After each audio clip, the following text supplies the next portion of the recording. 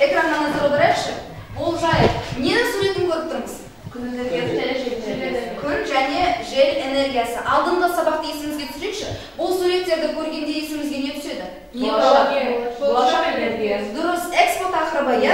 Экспо тақырыбында біз баламалы қуат көздері, жел, күн және су энергиясы туралы сөз қозғаған болатынбыз. Демек, қараңдаршы, жел мен күн энергиясы арқылы біз экологияны сақтап қаламыз ба? Экологияны сақтаймыз. Демек, бүгінгі біздің сабағымыз не? Экологияны сақтаймыз. Жел, күн энергиясы арқылы экологияны қалай сақтап қалуға болатыны туралы айтатын боламыз. Балалар, жел энергиясы ол арнайы электр генераторлардың диірмендердің көмегімен түрлендіру арқылы жаңа қуат күн алуға болады. Жел энергиясының артықшылықтары. Негізі артықшылығы мен кемшілігі қатар жүреді. Мен сендерге үнемі айтамын, мінсіз адам болмайтындықтан мінсіз зат та болмайды. Оның артықшылығымен бірге кемшілігі де қатар жүреді. Жел энергиясының артықшылықтары: шикізатты сатып алу, тасымалдауды, қалдықтарды шығарудан қажеті жоқ. Қазір бізде түрлі зауыттардан түрлі қалдықтар шығып жатыр.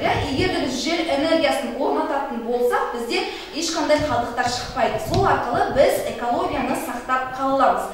Бірақ та дегенменде оның жел энергиясы қондырғылардың кемшіліктері де бар. Ол үшін бізге не қажет? Үлкен аумақ қажет. Үлкен жел энергиясы деп отырғанымыз бұл кішкентай зат емес.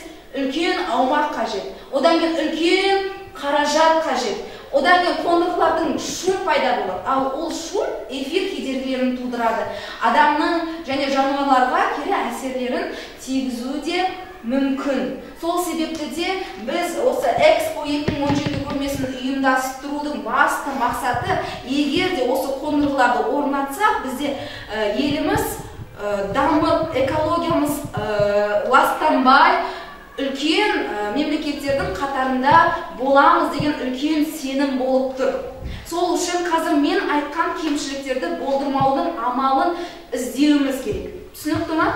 Ендеше сендерге тапсырма қазір жел энергиясы кемшілігін жаза қойыңдар, ал сіздер артықшылығын жазыңыздар. Осы жел энергиясы қондырғыларын орнатсақ, қандай артықшылық болады, қандай кемшілік болады, соны қағаз бетіне маған әдемілеп түсіріп берсеңіздер. Тезірек, кемшілігі және артықшылығы. Бір минут уақыт беріледі.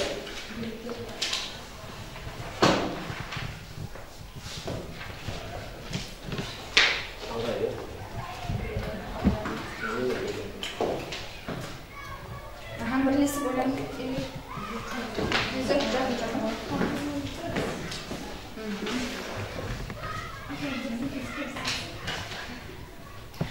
Жел энергиясы қондырғылары бізге қажет пе, әлде қажет емес пе?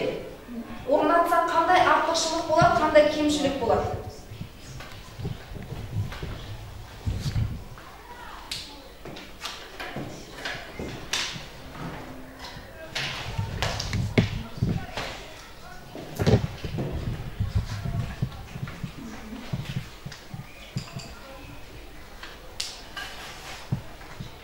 Тездетеміз, уақыт аяқ қалды. Бір минут жеткілікті, себебі мен барлығын айтып шықтым, түсіндік деп ойлаймын. Дайын тоқтар ма? Бірінші артықшылықтан бастайық, жағымды жақтары. Дайыныз басатыны? Келе ғой. Берілген тапсырма артықшылығы. Жел энергиясын орнатсақ, қандай артықшылықтар бізде пайда болады? Шикізатты сатып алу, тасымалдаудың қажеті жоқ. Тасымалдаудың қажеті жоқ. Келісеміз ба? Қалдықтардың шығарудың қажеті жоқ. Ластаушы қалдықтар жоқ. Табиғатты ресурстарды үнемделеді. Атмосфералық жылулық балансқа жер етпейді. Жердің кинетикалық энергиясын электр қуатына тегін айналдырады. Өте жақсы, өте жақсы. Келесі кемшілігі. Жел энергиясының кемшіліктері. Жел қондырғыларының жұмысы кедергілерін тудырады. Адамның және жануарлар әлемінің денсаулығына кері әсерін тигізеді. Жұмыстың тұрақсыздығы энергияның берілуі бір қалыпты емес. Үлкен аумақты қажет етеді және үлкен қаражатты талап етеді. Өте жақсы, келісуге болады. Ендеше, Фарман, орнымыздан тұрып, күн энергиясын бағалап кетейікші, тезірек. Өте жақсы, немесе келіседі. Өте жақсы түсіндірді күн энергиясы. Бізге артықшылығын жақсы айтып берді. Келісеміз ба? Келісеміз ба? Келісеміз. Өте жақсы деген бар. Өте ұнады. Жақсы. Келесі Али. Екінші топты. Маған жел энергиясы тобының жауабы ұнады. Не себепті? Тура айтып ма, кемшіліктерін нақты көрсетіп берді, я? Қандай кемшіліктер пайда болатын? Өте жақсы. Отыра қойыңыз. Ендеше, балалар, жел энергиясы біз тақырыпты аштық, я? Енді бізде сөйлем мүшесі деген ереже бар. Есімізге түсірейікші, сөйлем мүшесі қалай бөлінуші еді?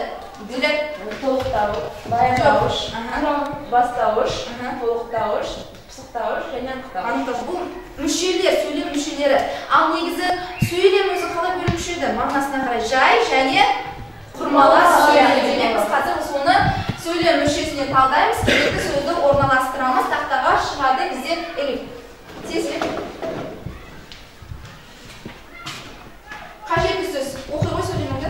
Жел энергиясын өндіру барысында табиғатты ластаушы қалдықтар азаяды. Дұрыс.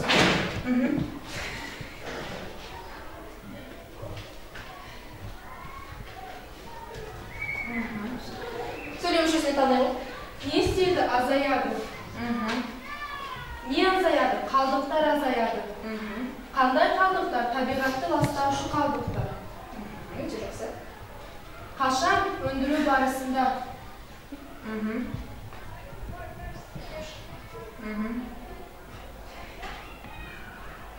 Пысықтауыш, е? Нені? Жел энергиясын. Толықтауыш. Өте жақсы. Келесі.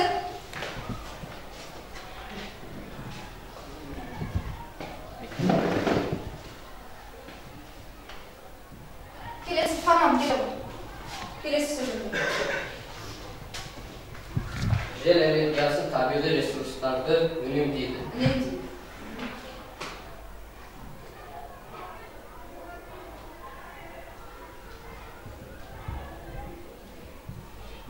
Не істейді? Үнемдейді. Баяндауыш. Нені? Ресурстарды толықтауыш.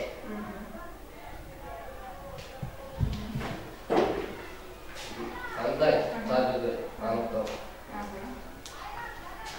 Жел энергиясы бастауыш. Өте жақсы.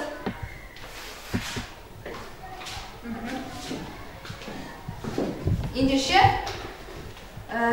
Элифке де, Фарманға да өте жақсы, я? Сөздерді дұрыс орналастырды, сөйлем мүшесіне дұрыс талдады. Өте жақсы. Демек, Алиса жауап бере қойшы, бізге жел энергиясы қондырғылары қажет пе?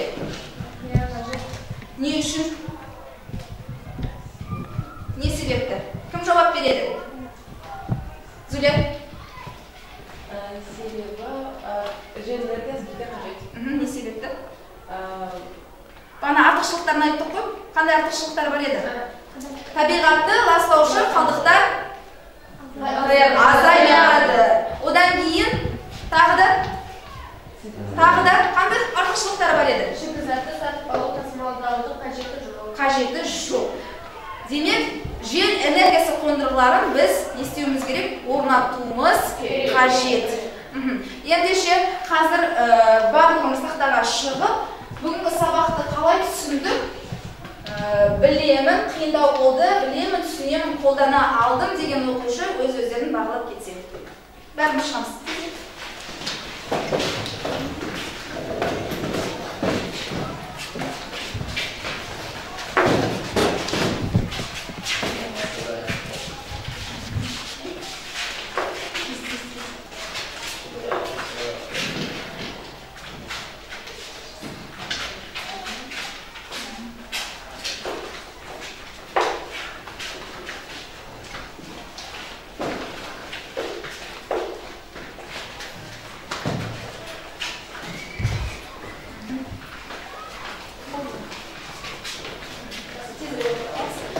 Жақсы, демек бүгінгі сабақта білмедім деген оқушы жоқ екен, барлығымыз білдік, бірақ та кейбір жерлерде түсінбеген жайттар болды, иә. Ондай оқушылар да болды, өте жақсы түсінген оқушылар да бар еді.